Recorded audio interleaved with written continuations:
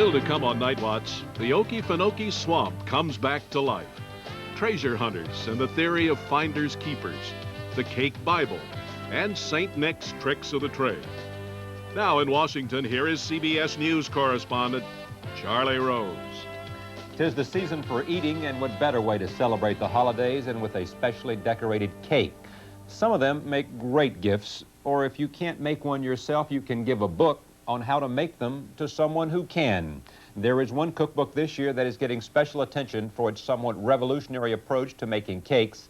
It's called the Cake Bible, and it is written by Levy Beranbaum, a woman who has researched the behavior of cake ingredients. In fact, she may know more about cakes than anyone else and know everything there is to know about cakes.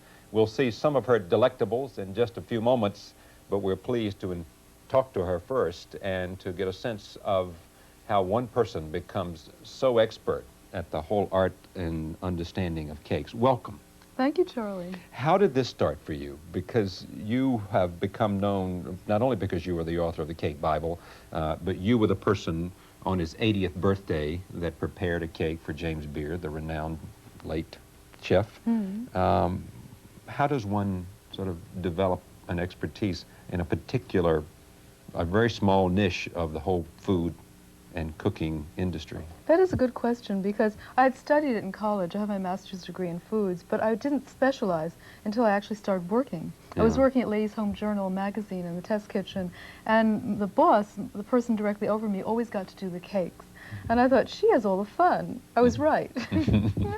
So I went to Wilton to study cake decorating. What's Wilton? Wilton is a school in America, which is, they produce all the specialty cake pans in the country, the Mickey Mouse things, but they also teach cake decorating, how to do the most elaborate to the most simple decorations. I spent 2 weeks there working full-time, getting up at 5 in the morning and learning the art of decorating. I came home and started my cooking school, Cordon Rose. Right. I no longer teach because my book is my school, you know, that took up all my time, and it's the best way to teach, really, by putting it all under one cover. Well, let me talk a little bit about the book, because we're going to see a lot of what you do here. The Cake Bible is what? I mean, the foreword says, if you ever bake a cake, this book will become your partner in the kitchen. I assume that for people who enjoy cooking, this really is a Bible, because everybody, I guess, who cooks would like to be able to cook great cakes. Huh? Well, it was called the Bible, actually, by a good friend, Bert Green. He said it will be his Bible, and that since everything is in it, it is a Bible. Bible simply means definitive, that it's a total work. I don't think there's much left undone that isn't in the book. Is it true that somehow that you once were researching the impact of certain ingredients? I don't remember the story exactly, but there's something about sifting ingredients inside a cake, and you decided to make a scientific study of that?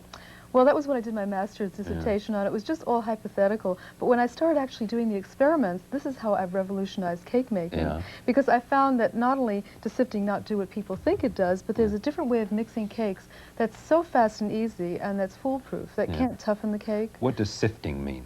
Just that it's... Well, sifting actually does not mix the ingredients uniformly. It just makes it lighter when it goes in. It helps it to wet the ingredients more quickly. In fact, when people weigh ingredients, they don't even need to sift. It's only when you measure that you have to sift flour. Yeah, but you believe that measurement is important, right? Either by volume or by what else? When it comes to baking, either you have to weigh it or measure it with care. But that's specific measurements are important. Toss in. Right?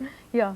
What are we going to see? We've got a lot of conversation to talk about, but tell me what we're going to see. Well, we can continue talking during each aspect of this, because this is a chocolate pine cone, and actually all the ingredients are in the book, but the actual way of putting it together is not, because it's something I've just created. Yeah, it looks great. And this is chocolate rolled fondant, which you'll be tasting later. I it's like a Tootsie Roll. Yeah.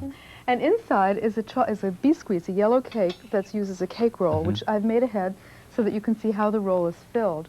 And then it's going to be filled with chocolate ganache. This is actually called ganache. Yeah. We made that a few minutes ago, did we? Or As a matter of fact, yes. But we're not going to make it again, but I'll show you the basic way in which it's done. It's probably the world's easiest frosting and certainly the most delicious. Just heavy cream and chocolate. So, this is the cake roll. It's called biscuit in the book, or you can use your favorite cake roll. The main thing to know is that you're going to need about 6 cups of filling. Sometimes I use the chocolate chip whipped cream in the book, which I enjoy because it has almonds and chocolate chips in the whipped cream, which is marvelous.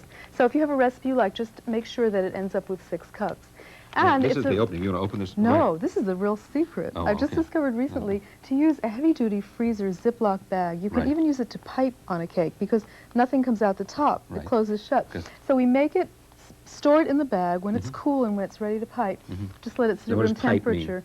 Pipe means we're going to spread it right on the. It's no complex thing. It's just a very easy way to do it. So you have your own little We're just going to cut the corner. It creates a spreader for you. Exactly. And if the hole isn't large enough the first time, you can just make it larger the second. Okay. And I'm going to spread it more evenly once I get the first layer on, but you can see how quickly it goes. This is piping. Yeah, want to try? No.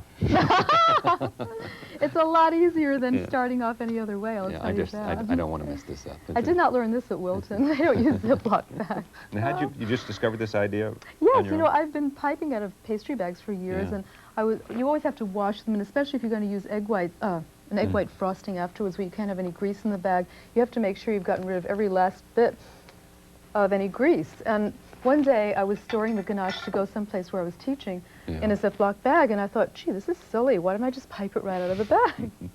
And it was born, the new technique.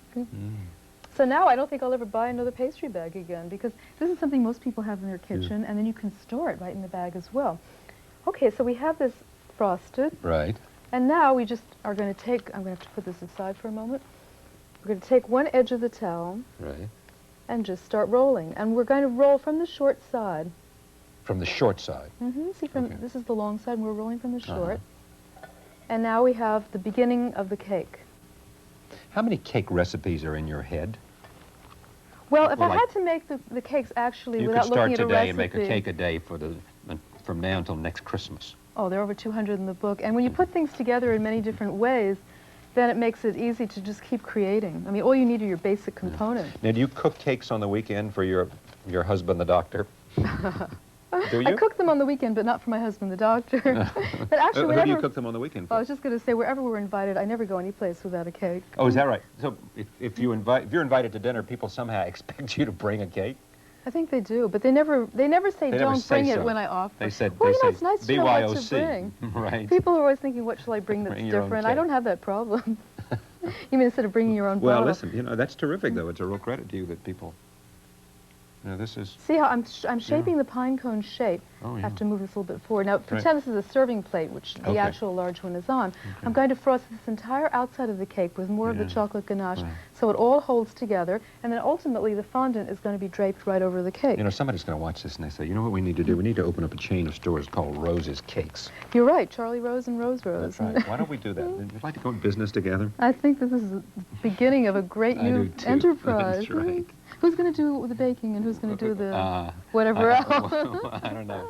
I don't know what I'll be. Would you mind taking... I'll be the janitor. I'll clean up after you. How about that? You mean lick the fingers? Is that what you have in Well, no, I'll mind? clean up. Listen, for your talent, I'd clean up. That's really sweet. That's probably the most time-consuming part of baking. We'll talk about this right afterwards. All right. We'll be right back. All about cakes. The Cake Bible, Rose Levy Beranbaum's Cake Bible, is much admired. And if you need a test of that, think about this. 150,000 copies have already been sold. And there's no sex in this book either, right? Well, just the 2 words. Oh, a couple of words. You'll have to look for them. I won't tell you which they are. We'll talk about, what's the thing? You have something, Domingo something? Oh, the Chocolate Domingo. Chocolate Domingo. Yes, it's named after Placido Domingo. That's not what we were referring to before. No, it wasn't. We'll return in just a moment. Stay with us.